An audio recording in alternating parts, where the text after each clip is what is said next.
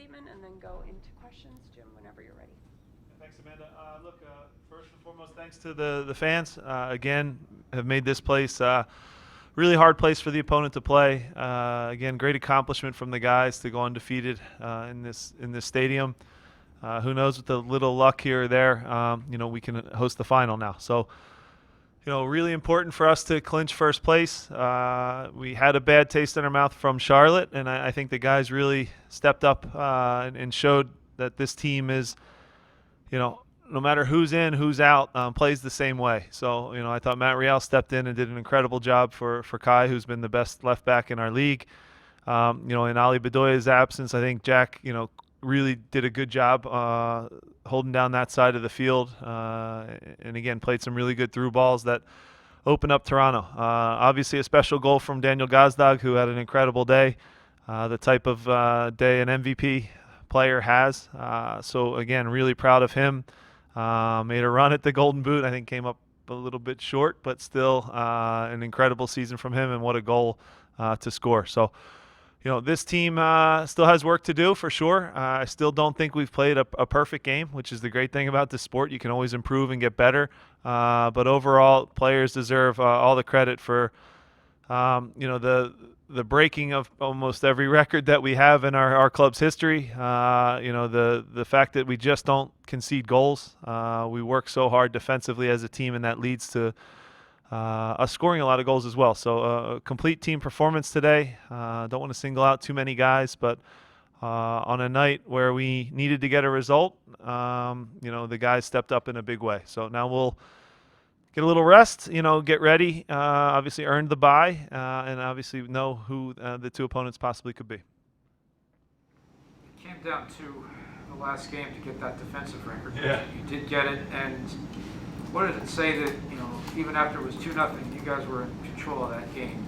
They were all the way to the last second scratching and clawing for it. Were they talking about it? Or? Yeah, they look, you see in the modern game, when you get a big lead, which we've had a lot in this building, the tendency is human nature to take the foot off the gas. I'll use Man City, the best team in the world right now, probably. When they go up 5-6-0 against Man United, to keep a clean sheet is still really difficult because the other team is throwing numbers at you. They're taking risks, and our group, for whatever reason, is really motivated for the entirety of the 90 minutes to make a big block, to make a big tackle that I think maybe some other players and teams aren't willing to do when the score line is and the game's been decided. So the intensity that they play with in training, I think, leads to on the field in the games. Our defenders and our midfield and our strikers don't like when we concede goals in training, and I think that's carried over, and that's the reason why, in a 34-game season, this is the new benchmark, and it's a pretty incredible one to do it consistently, obviously minus the Charlotte game, to do it consistently and not concede the way we have is something that I'm really proud on. And defense is our foundation, make no mistake about it. This team defends really well, and because we defend well, we're in every game. I know you don't want to throw guys out, but for Olivier to make that play on the goal line, Big play. what does that say about him, sort of?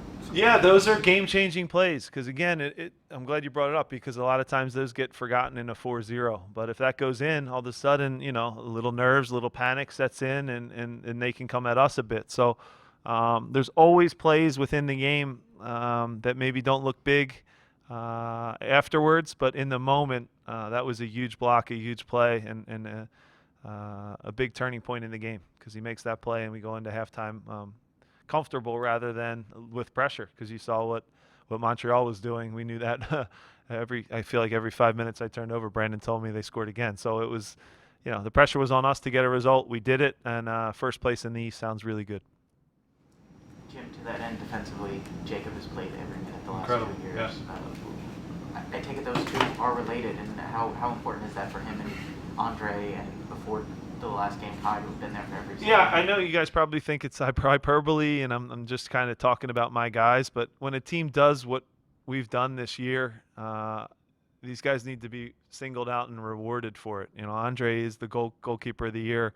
I think we should have multiple guys in best 11. I know it looks weird when you pick 3 guys from one team on a back 3, but you can make a darn good case for a Jack Elliott, for a Glesnes, and for Kai for what they did this season. So, Jacob for me has been, the defender of the year in the league. It always takes defenders almost 3 seasons to really get the accolades and for people to take notice. It's a hard position that he plays. He's playing against the top attackers week in and week out, and he's just so good with the ball. He's so good against the ball.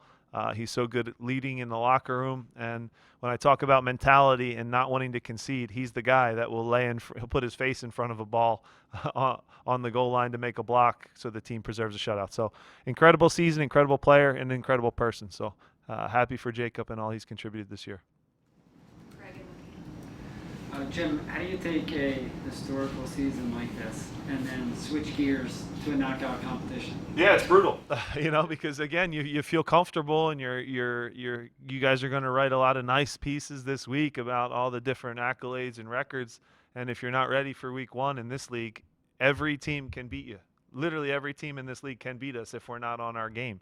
So, yeah, as nice as it is, the real season starts now, and we know with our own experience, with the others' experience in the league, the teams that finish 1, 2 doesn't guarantee success in the playoffs, because a team that gets hot at the right time can beat you. The way the things are set up, we get a bye, so we sit around and wait, and you're 100% going to be playing a team that just won a big playoff game.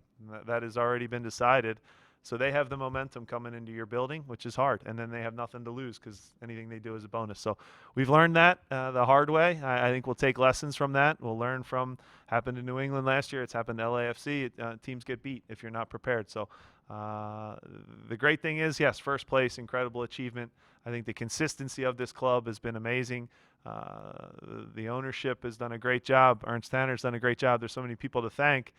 But we also recognize in 10 days from now, if we're not ready, it's all over. And nothing feels worse than that. So that's what we're guarding against, the letdown. So getting back to individual accolades, Dan Gazdag, I think it's one of the probably the best offensive output season for any player ever.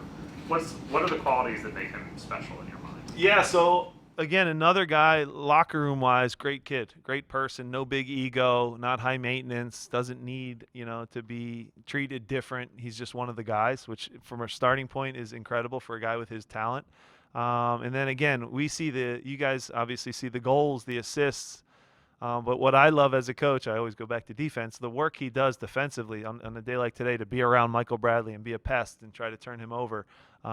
He's just a great player all around, a two-way player that makes plays, makes big plays. And he's been, obviously this is in terms of making plays, he's separated himself from anybody in our club's history, to be honest, this season with what he's done. So, and it's on a first-place team. So you take all those things and you start to say, like I've talked about, Mukhtar, I respect a ton. Incredible season. I'm sure it'll be close, the voting, but obviously I pull for my guy. And Daniel's been amazing.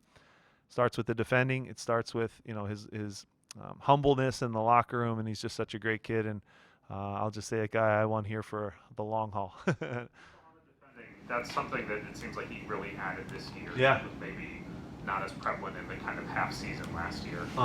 Do you attribute that to just getting adjusted in the league, getting comfortable with the system? I think both. I think he's more comfortable in his surroundings, new culture, new country, new league. I think last year he played so many games, there could have been some fatigue for sure. But now he's seeing the harder he works defensively, he gets rewarded on the offensive side. So he's really embraced the system, the style that we play. And for us, he's the perfect number 10. We might not thrive as much with a different type of number 10. A kind of a one-way, old-school number 10 who only plays when he gets the ball at his feet. That doesn't fit us. So he's really embraced what we are. So I think that's why you see such a big jump from last year, where he was still pretty darn good. But this is a different level. This is elite. This is a top player in the league. Understanding that it's not probably going to be your choice, the league will make the decision, or Fox or somebody will make the decision. You have a choice of playing on the 20th or the 23rd with the scheduling of rest that it applies. Which would you rather have? Earlier the better for me. Yeah, the earlier the better. Hopefully I think there's an Eagles game that Sunday, so that might help a little bit with the seating.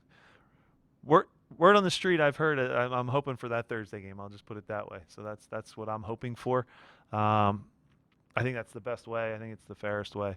We could get into the should the league should we be reseeding? I think so, but that's a whole nother discussion. Now that we're in first place, I can say that and start to complain about stuff, you know. So, but yeah, it's weird, you know. If you finish first, you work so hard, and 7 wins in the first round. Why don't we get to play that? But that's, again, the rules are the rules. I get it, but it's a little strange. Jim, you guys Hoping for Thursday though, John. You guys end up with 72 goals scored this year, which is the 5th most That's crazy. in history. I wonder what your thoughts are, especially where this club was maybe after that Inter-Miami draw, the scoreless draw. Yeah, it's wild because, you know, when I think back in the league's history, the recent memories, the LAFC and the firepower that they had, how incredible that was, and just how hard it was to play against them. I can think back, I'd imagine some of the old Galaxy teams had some pretty high numbers, and you think of the quality they had in their teams. Maybe Miami, if they would have played more games. You guys don't know who the old Miami Fusion. Ray Hudson had a team that was unbelievable in the attack. For this group to be in that same discussion is really, really impressive. You know, sometimes I need to step back because I don't always see them that way. You know what I mean? But man, every game when we step on this field here, it's 2, 3, 4, 5, 6 goals, and that's not easy to do because the other team has pros as well. They get paid to play, and to put up the numbers and stay relentless like they do has been incredible, and I'm really proud of them for that. Jim, you guys now have tied the highest home win percentage since MLS has switched to the 34-game schedule. What's that mean to you guys personally, where you made Subaru Park such a huge fortress? Yeah, the home record's incredible, and again, we'll remember this season forever. I think the fans will remember all the special moments that have happened in this building, but we're also smart enough to know history won't remember us unless we take a big step forward in the playoffs and get to our first MLS Cup and you know, hopefully win it. You know, ultimately that's what people really, really remember. There's always outliers in different seasons, but if you don't do it in the big moment, you get forgotten. So I'll remember this team forever and the accomplishments on the field. I think the fans will. I think you guys have done an incredible job covering them and making them feel special. But it's a cruel game, man. The second you feel comfortable, any team can beat you. So you guys have heard me say that quite a bit.